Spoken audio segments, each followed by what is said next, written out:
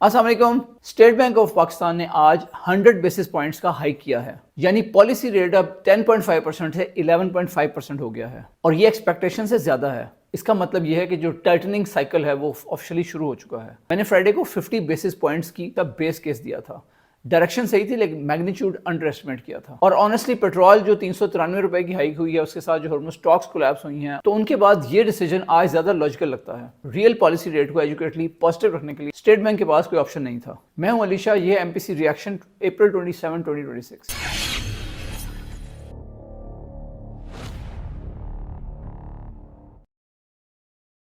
एक ज़रूरी अपडेट मैं आपसे शेयर करना चाहता हूं कि हमारे अब सब्सक्राइबर्स जो हैं चैनल पे वो 20,000 हो चुके हैं। तो एक बड़ा ज़बरदस्त माइलस्टोन था जो अल्हम्दुलिल्लाह हमने अचीव किया है। मैं आप सबका शुक्रिया अदा करता हूं कि आपने हमें सब्सक्राइब किया और हमारी वीडियोस को आप देखते हैं और हमें कमेंट्स में अपनी राय से भी ज़रूर आगाह करते हैं। तो प्लीज़ जारी रखें और शेयर करते रहें जो भी आपके गिरदोनुमा में लोग हैं जिनको अच्छी इन्वेस्टिंग टिप्स चाहिए, ताकि वो भी इवेंचुअली फाइनेंशियल फ्रीडम हासिल कर सकें अच्छी इन्वेस्टमेंट्स के थ्रू।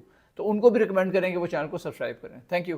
पहले कॉन्टेक्स्ट समझते हैं, क्योंकि पिछले 72 घंटों में 3 बड़ी चीजें हुई हैं जो कि मॉनेटरी पॉलिसी कमेटी की मीटिंग से भी ज्यादा जरूरी हैं। नंबर 1, जो पेट्रोल है, फ्राइडे की रात को गवर्नमेंट ने पेट्रोल को 26 रुपए 77 पैसे पर लीटर बढ़ा दिया, यानी जो नया रेट है वो 393.35 रुपीज हो गया है। 7% हाइक एक ही नोटिफिकेशन में। डीजल भी सेम 26.77 रुपए से बढ़ाकर अब 380 रुपए पर लीटर हो गया है। 7 हफ्तों में अगर देखा जाए तो कम्युलेटिवली पेट्रोल में 27% का जंप आया है। ये अप्रैल सीपीआई को सीधा पुश करेगा 9.5 से 10.5% के बीच। दूसरा, हुर्मुज पर जो मुज़ाकरात हो रहे थे वो कोलैप्स हो गए हैं। सैटरडे को ट्रंप ने विटकॉफ और जैरेड कुशनर की इस्लामाबाद ट्रिप को कैंसिल कर दिया है। ट्रंप का स्टांस ये है कि हम फोन से बात करेंगे। ईरान के जो फॉरेन मिनिस्टर रागची हैं, उनका जो वीकेंड है वो बड़ा बिजी गुजरा है। पहले वो इस्लामाबाद आए, फिर उसके बाद ओमान गए और फिर उसके बाद वापसी पे इस्लामाबाद रात को रुके और आज सुबह रशिया के लिए रवाना हो गए पुतिन से मिलने। सो ये डिप्लोमेटिक पिवट है। तीसरा, ऑयल ब्रेंट $160 से ऊपर जा चुका है। पिछले हफ्ते $97 था, 10% अप सिर्फ एक वीकेंड में। हॉर्मुज से शिपिंग ट्रैफिक एसेंशियली जीरो है। इस बैकड्रॉप में और जो स्टेट बैंक ने आज डिसाइड किया वो आपने भी सुना, ये हाइक एक्सपेक्टेड से एग्रेसिव है। स्टेट बैंक ने सिग्नल दे दिया, पेट्रोल 393 रुपए और हॉर्मुज कोलैप्स करने के बाद इन्फ्लेशन पर कंप्रोमाइज नहीं है। रियल रेट अब 1.5% प्लस है। टाइटनिंग साइकिल ऑफिशियली शुरू हो जाता है। आइए सेक्टर का इंपैक्ट देखते हैं। बैंक्स एक्सप्लोसिवली बुलिश रहेंगे। यूबीएल, मिजान बैंक, एचपीएल, ये स्टॉक्स 5 से 7% की रैली कर सकते हैं नेक्स्ट 3 सेशंस में। Banking sector overweight position vindicate हो गई। मेरा फ्राइडे को जो कॉल था कि बैंकिंग ओवरवेट है, आज वो रीइंफोर्स हुआ। ओएमसी स्ट्रॉन्गेस्ट बेनिफिशियरी हैं, पीएसओ, एपीएल वगैरह। पेट्रोल 393 रुपीज है, हायर पॉलिसी रेट की डबल टेलविंड है। Inventory gains plus dividend yield attraction है। ओएमसी एलोकेशन 5 से 7% तक बढ़ाने का केस बनता है। ऑटो बेरिश रहेगी, सेजयू, गैल, जीएचएनआई। शार्प पुल बैक एक्सपेक्टेड है, 8 से 12% करेक्शन नेक्स्ट 2 हफ्ते में पॉसिबल है। लेकिन यही एंट्री है जो मैं वेट कर रहा था। सीमेंट के लिए नेगेटिव है। कंस्ट्रक्शन सेक्टर की डिमांड में डायरेक्ट हिट होगी। फर्टिलाइजर के लिए नेगेटिव है। ईफर्ट डेट सर्विसिंग प्रेशर विजिबल होगा। पीएसएस का रिएक्शन कल शार्प स्प्लिट एक्सपेक्टेड है। केएसई 100 0 से 1% डाउन जा सकता है। रुपए की स्ट्रॉन्ग एप्रिसिएशन एक्सपेक्टेड है, 278 से 277 या नीचे। Bigger hike mean State Bank inflation expectation ज्यादा कंसर्न है। मीडियम टर्म में इक्विटी की वैल्यूएशन पर ड्रैग आएगा। अगले 2 क्वार्टर्स कंसोलिडेशन फेज होने का चांस है। फ्राइडे को मैंने 50 बेसिस पॉइंट हाई कॉल दी थी। डायरेक्शन सही थी लेकिन मैग्नीट्यूड को अंडर एस्टिमेट किया था। बिगर हाइक स्टेट बैंक की सीरियसनेस दिखाती है इन्फ्लेशन पर। पेट्रोल 393 रुपए और हॉर्मुज स्टॉक्स कोलैप्स के बाद 100 बेस पॉइंट्स ज्यादा लॉजिकल लगता है आज। सो मुझे अपने फ्रेमवर्क में हॉर्मुज रिस्क प्रीमियम अपग्रेड करना होगा नेक्स्ट टाइम। सो अपने पोर्टफोलियो में मेंटेन कर रहा हूँ और उसमें एंट्री का वेट कर रहा हूँ कि अगर मार्केट नीचे को जाती है तो then I will make some, और थोड़ी सी करेक्शन आती है तो then I will do my monthly SIP जो आने वाला है। और अगर हॉर्मुज पे नेक्स्ट 72 आवर्स में एस्केलेशन होती है, माइंस में, नेवल क्लैश में, या ऑयल $115 को क्रॉस कर जाता है, तो मैं ऑटोमेटिकली अपनी 5% कैश पोजीशन बढ़ा दूंगा। जो चीज़ समझने की है वो ये है कि ये जो हमारी जो पॉलिटिकल इस वक्त टेंशन्स बनी हुई हैं, उसमें जो की चीज़ें आपको नज़र में रखने वाली हैं वो ट्रंप की स्टेटमेंट्स नहीं हैं। ट्रंप की स्टेटमेंट्स पे अपने पोर्टफोलियो में चेंजेस मत करें, बल्कि आप ये जरा ऑब्जर्व करें कि ईरान क्या कर रहा है। ईरान का एक बैलेंस व्यू आ रहा है। ट्रंप की तरफ से बहुत इररिस्पॉन्सिबल बयान आ रहे होते हैं। कभी वो किसी को येस कर देते हैं, फिर एकदम नो कर देते हैं। So don't change your positions based on what Trump says. चलें अब समरी देखते हैं। आज स्टेट बैंक पाकिस्तान की तरफ से मॉनेटरी पॉलिसी कमेटी का इजलास हुआ और उसका डिसीजन किया गया।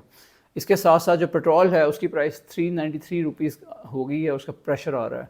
हुर्मुज़ स्टॉक्स कोलैप्स कर रही हैं, उसमें मजीद अनसर्टेनिटी अब बढ़ गई है। आपका पोर्टफोलियो इस हफ्ते 3 प्रेशर्स का टेस्ट फेस कर रहा है, लेकिन ये टेस्ट फ्रेमवर्क की स्ट्रेंथ दिखाता है। अगर आपने डिसिप्लिन मेंटेन किया, डाइवर्सिफिकेशन, कैश बफर और गोल्ड हेज के साथ, आप इस एनवायरनमेंट से और स्ट्रांग होकर निकलेंगे। सो इस हफ्ते का अगर मजीद जायजा लें तो 3 वॉच पॉइंट्स हैं। नंबर 1, जो वेंसडे 29 अप्रैल को यूएस में माइक्रोसॉफ्ट, अल्फाबेट यानी गूगल, मेटा, अमेजॉन, इनकी अर्निंग्स अनाउंस हो रही हैं और उसके साथ साथ ग्लोबल सेंटिमेंट का पिवट। नंबर 2, मई 1 को अगला पेट्रोल प्राइस रिव्यू आ रहा है और अगर ऑयल ग्लोबल मार्केट्स में $110 क्रॉस करता है तो पेट्रोल की प्राइस में मजीद फ्रेश हाइक भी हो सकती है और इन्फ्लेशन प्रेशर और एक हफ्ता एक्सटेंड हो सकता है। और तीसरा, Hormuz, Trump Iran stand of पर कोई भी हेडलाइन ऑयल स्विंग कर सकती है 5 से 10% सेम दिन में। अब फ्राइडे को मैं आपसे शेयर करूंगा एक और फुल वीकली राउंड अप, जैसे मैंने पिछले फ्राइडे को शेयर किया था, जो आप लोगों ने काफ़ी पसंद किया और आपकी कमेंट्स में फीडबैक आई कि इसको ज़रूर कंटिन्यू करें।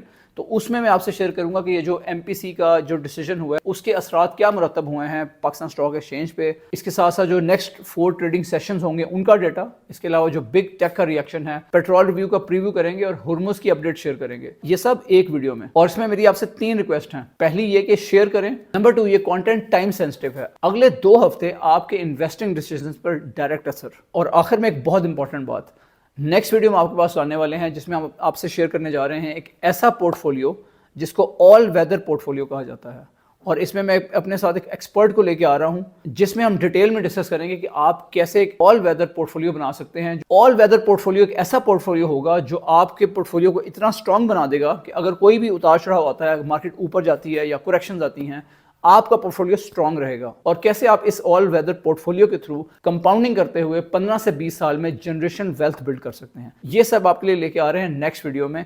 सो चैनल को जरूर सब्सक्राइब करें, बेल आइकन को ऑन कर दें नोटिफिकेशन के लिए, ताकि जैसे ये वीडियो आएगी आपको पता हो और आप उसको फौरी तौर पे देख सकें। और तीसरा, लाइक बटन प्रेस करें क्योंकि ये एल्गोरिदम के लिए सिग्नल है ताकि वो और लोगों तक ये वीडियो पहुंचा सके।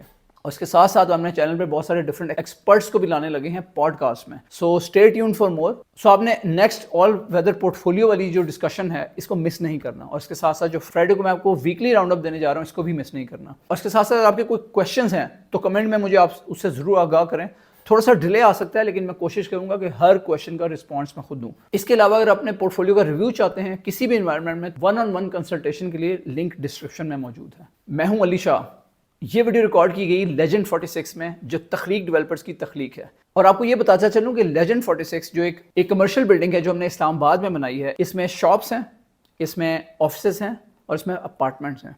इसमें हमने सर्विस अपार्टमेंट्स बनाए हैं। पाकिस्तान के किसी भी शहर से अगर आप इस्लामाबाद आते हैं और इसके अलावा अगर आप अब्रॉड से पाकिस्तान आते हैं तो आपको एक ज़बरदस्त किस्म के सर्विस अपार्टमेंट्स मिलेंगे ओएसिस लिविंग के नाम से, और आप यहाँ के स्टे कर सकते हैं।